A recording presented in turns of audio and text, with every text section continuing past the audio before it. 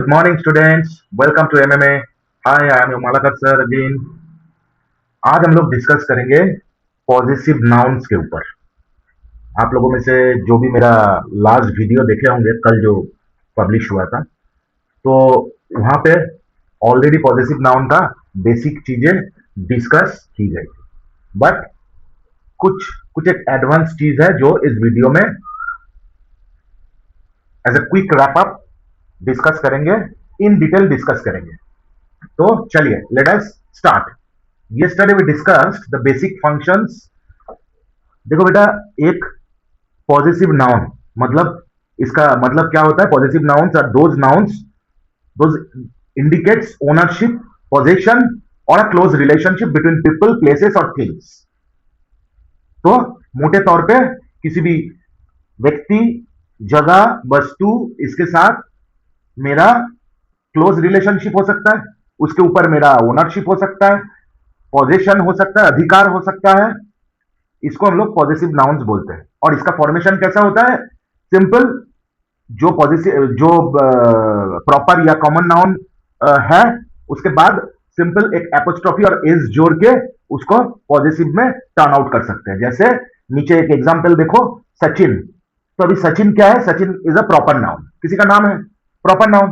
अभी सचिन का बैट, वो धुआंधार बल्लेबाज था, तो उसका जो बैट, उसके साथ उसका रिलेशनशिप एस्टेब्लिश कैसे करें? सचिन बैट मतलब सचिन का बैट। अभी सचिन से सचिन का मतलब सचिन के साथ संबंध कैसे एस्टेब्लिश होगा? सचिन के बाद एक एपोस्ट्रोफी एस लगा दो, बात खत्म। सचिन बैट, सचिन का बैट। द डॉग्स बोन, कुत्ते का हड्डी। अभी देखो दाहिने तरफ पॉजिटिव नाउन, ये तो ऑलरेडी कल हम लोग डिस्कस कर चुके हैं। Adam Adams, dog dogs, cat cats. तो आज एक्स्ट्रा क्या सीखेंगे हम लोग? ये देखो बेटा, most of the examples that you have learn so far are singular nouns. मतलब सिंगुलर नाउन अभी तक जहां जितना भी हम लोग पढ़े हैं, देखे हैं, मोस्टली आर सिंगुलर नाउन्स।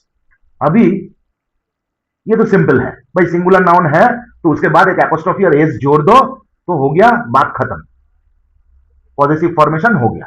अभी what if it is a plural noun? जैसे कल डिस्कस किए गए बहुत सारे एग्जांपल्स में से एक एग्जांपल ऐसा था, this my parents photo is on the wall. देखो बाकी सारे एग्जांपल्स में एपोस्ट्रोफी और उसके बाद एस है, but only in this particular case S के बाद एकदम लास्ट में एपोस्ट्रोफी दिया गया है। ऐसा क्यों है?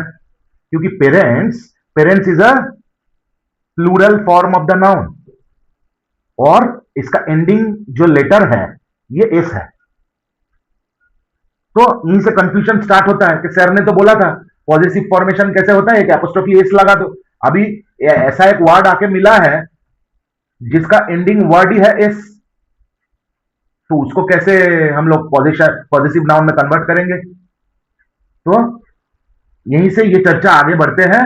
चलो, plural positive noun, plural ending in S. जैसे बेसिक जो सिंगुलर टू प्लूरल फॉर्मेशन का या कन्वर्शन का, जो भी बोलो, सिंगुलर टू प्लूरल कन्वर्शन का बेसिक फंडामेंटल क्या था कि भाई आखिर में एस या ईएस या वीएस जोड़ दो according to the terms and condition. In 99% cases plural last में एस या ईएस जोड़ के किया जाता है। तो उस विषय में उस पर्टिकुलर वर्ड के एंडिंग लेटर जो आ जाता है वो तो एस ही आता है। जैसे नीचे देखो बॉयज, BOYS। लास्ट स्लाइड में जाते हैं। अभी ये boy, boy BOY boy, this is a singular noun. इसको जब कन्वर्ट कर रहे हैं हम लोग, वाई के एंड में एपोस्ट्रोफी एस लगा दिए तो बॉयज हो गया, belonging to one boy only, एक। अभी इस स्लाइड में बॉयज मतलब मेनी बॉयज, बहुत सारा बॉयज है। इसका जब पॉजिटिव फॉर्मेशन होगा कैसे होगा? ऑलरेडी एस है तो यहां एस के बाद खाली एपोस्ट्रोफी जोड़ा जाएगा। देखो बिलोंगिंग टू मेनी बॉयज, देखो ऊपर रूल क्या बोल रहा है, एड ओनली एपोस्ट्रोफी, खाली एपोस्ट्रोफी जोड़ना है to the nouns that already ends in S. वो नाउन जिसका एंडिंग लेटर या लास्ट अक्षर ऑलरेडी एस है, वहां पे एपोस्ट्रोफी एस नहीं जोड़ा जाएगा, खाली एपोस्ट्रोफी जोड़ दो। एकदम एंड में, एकदम एंड में खाली एपोस्ट्रोफी जोड़ दो, बात खत्म। दाहिने तरफ एग्जांपल्स देख लो कुछ एक, बॉयज शूज।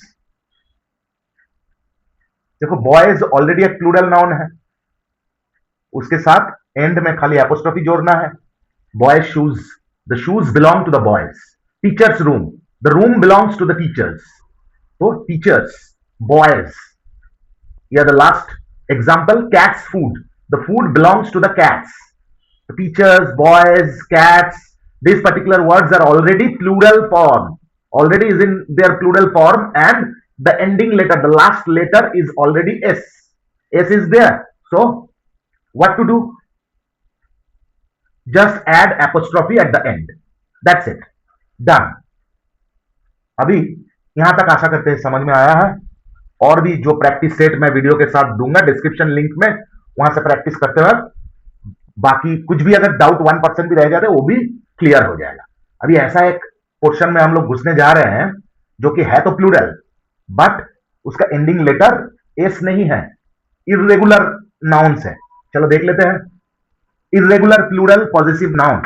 इर्रेगुलर मतलब मैं पहले ही बताया 99% केसेस में क्या होता है, सिंगुलर टू प्लूरल लास्ट में एस या ईएस जोड़ के हो जाता है, या फिर वीएस आईएस, मतलब लास्ट में एस रहता ही है 99% केसेस में।